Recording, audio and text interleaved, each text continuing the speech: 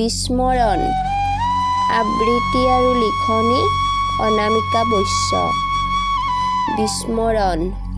হোৱা চোৱা বন্ধুসকল আৰ্তনাদ। হাহাকাৰ হুলস্থুল কান্দোনৰ ৰোল। নিমিষতে ছাই হৈ গ'ল শত সহস্ৰজনৰ জীৱনৰ প্ৰাণবায়ু। ইমান নিষ্ঠুৰ আমি মানুহ নামৰ জীৱবিধ। মানুহে মানুহক মাৰিবলৈ ইমান নিষ্ঠুৰ হ'ব পাৰে। আমি জানো নৰপিশাচ নহয়?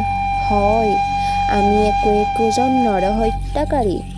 কাৰোবাৰ কপালৰ ৰঙা ফটী চিৰদিনৰ বাবে মচ খাই গ'ল। কোনোবা পুত্ৰহাৰা পিতৃহাৰা হ'ল। কাৰোবাৰ ভাই ককাই চিৰদিনৰ বাবে নোহোৱা হ'ল। তাৰ বাবে দায়ী কোন? আমিয়ে নহয়নে? ভয় লাগে বিস্মৰণৰ শিহৰণকাৰী শব্দটোলৈ।